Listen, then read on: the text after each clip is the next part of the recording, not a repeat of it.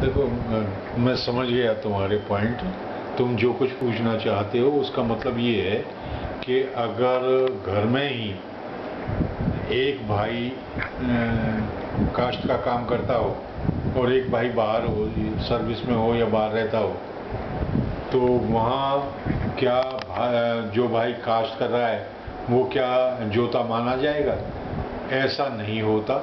इसमें अगर दोनों भाइयों की खेवट अलग अलग हो गई है। खेवट मतलब? खेवट खाता। अच्छा। खेवट या खाता अलग अलग हो गए हैं, यानी जैसे टोटल ज़मीन आपकी 100 बीघा है, उसमें से 50 बीघा एक भाई की और 50 बीघा एक भाई की। अगर वो मुश्तरका खेवट है, एक ही खेवट के अंदर आते हैं, तो वो कानून जो है वो जोता वाला कानून लागू नहीं होगा, चाहे वो 100 साल क्यों ना जोते। लेकिन अगर उसकी खेवट अलग है तो वो अलग ही माना जाएगा और तब वो जोता के रूप में बन सकता है। ठीक है, मतलब आप कहना चाहते हैं मतलब जब तक बंटवारा नहीं हुआ है भाई अमंग ब्रदर्स, बंटवारे और खेवट अलग होने में भी अंतर है। नहीं, मतलब बंटवारे से मेरा मतलब कानूनी तौर पे अलग अलग हो बनना। कानूनी तौर पर जब तक अलग अलग नहीं हो गए मालिक, तो कानूनी तौर पे बंटवारा कब माना जाता है? जब करोगे जबकि खेवट अलग करा दी जाए। ओके। तो मतलब किसी जमीन में कोई उसे कहते हैं कानूनी रूप से, उसे उसकी वर्डिंग है खाता अलग कराना। नहीं, जैसे समझ लीजिए कि अच्छा, खाता समझ लीजिए पिता के नाम है, ठीक है? हाँ। तो उसको अलग करवाना पड़ेगा भाइयों के नाम उसको करवाने के लिए? नहीं, ऐसा है, पिता के नाम से ट्रांसफर जब होगी ज़मीन तो अपने आप तो होगी मरने के बाद में, पिता जब गुजर जाएंगे तब भाइयों के नाम। और खाता तब अलग अलग हो जाएगा बाय डिफॉल्ट? नहीं, खाता नहीं अलग होगा जब तक कराएंगे नहीं रहेगा। हाँ, बशर्ते के भाई उसे अपना अलग अलग ना कराएं। खाता अलग जब ही होगा जब कराएंगे, उसे कानूनी रूप से भाई अलग चाहेंगे। अच्छा, खाते भी दो तरह से तकसीम होते हैं।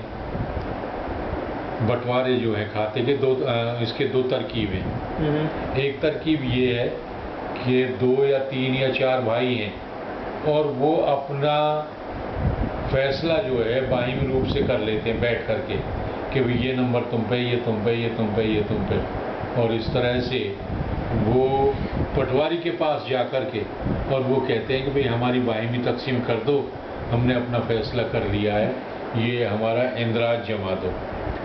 तो पटवारी उसी तरह से उनकी एंट्री कर देगा और तहसीलदार फिर उसके दाखिलात कर देगा। दाखिलात करने के बाद में उनकी खेवट अलग अलग हो जाएंगी। वो माना जाता है कि खाता अलग हो गया। ठीक। और दूसरे तरीके से? दूसरा तो शामला चलता रहे, मतलब खाता एक ही रहेगा। अच्छा, तो मतलब इस तरह के केसेस में मतलब बात वहाँ शुरू हुई थी कि एक भाई गांव में है, दूसरा भाई गांव में नहीं है। हाँ, तो इस तरह के अगर मुश्तरका खेवट चल रही है तो उसमें जोता कोई सा भाई भी जोता नहीं माना जाए। नहीं, तो इस केस में खाता अलग होने के और खाता ना अलग होने के मेरिट्स और डिमेरिट्स क्या हैं? कैसे? मतलब इस सिनेरियो यही है, स्थिति यही है कि एक भाई है, एक भाई नहीं है, या 2 भाई हैं, 2 भाई नहीं है। हाँ। तो इस सिचुएशन में खाता एक होने के या फिर खाता अलग अलग होने के हानि या लाभ क्या हैं? बस ये ही डर है कि भाई अगर जो खाता अलग हो गए हैं, हाँ, और जो भाई कास्ट कर रहे हैं, अगर उनके दिल में बेईमानी आए तो बेईमानी कर लेंगे। तो और वो चाहे कि भाई ये तो एंट्री मेरी होनी चाहिए, हाँ, जोत में, हाँ, तो वो कानून फिर उन पे भी लागू है कि भाई जब तक उनकी कंसेप्ट ना ली जाए मालिकों की तब तक वो जोता नहीं माना जाएगा। ठीक है।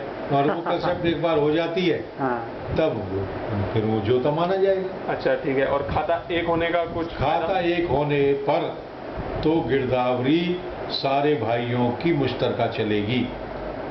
जो बड़ा भाई होगा आमतौर पे उसका नाम होता है कि फला वगैरह वगैरह का मतलब बाकी सब भाई। हाँ, बाकी और भाई, बाकी मतलब बड़े भाई का नाम, बाकी वगैरह छोटे भाई का नाम। अरे जो बीच में शब्द आ रहे हैं मुश्तरका वगैरह, तो ये सारे शब्द तो उर्दू के शब्द हैं। उर्दू हाँ, तो के। मतलब ये सब कब इंट्रोड्यूस हो गया हमारे उसमें?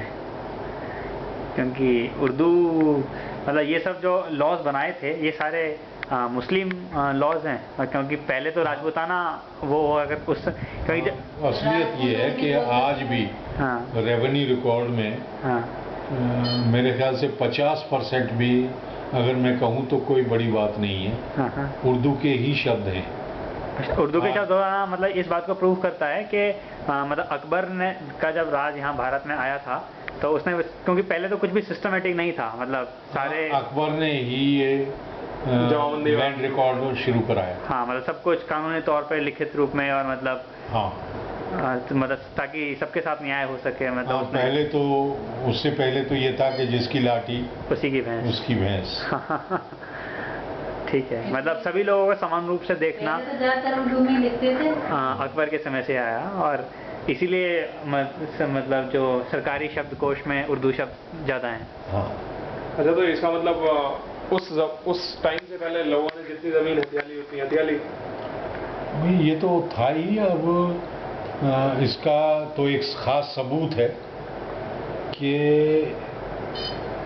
काश्त, राजपूत और मोहम्मडन्स,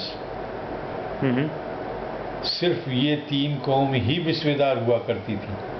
बिस्वेदार मतलब? बिस्वेदार मतलब जमींदार। अच्छा, जो कि जमींदारी, ठीक है। ज़्यादा ज़मीन के बाद। जमींदार या बिस्वेदार।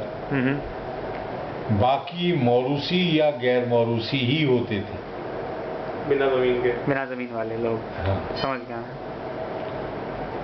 तो इसका कारण ये है कि क्योंकि ये ही तीनों कौम जो हैं ये हुक्मरान रही, यानी हुकूमत के मालिक ये रहे, और उसके बाद में ये ही जमीन को हथिया के बैठ गए।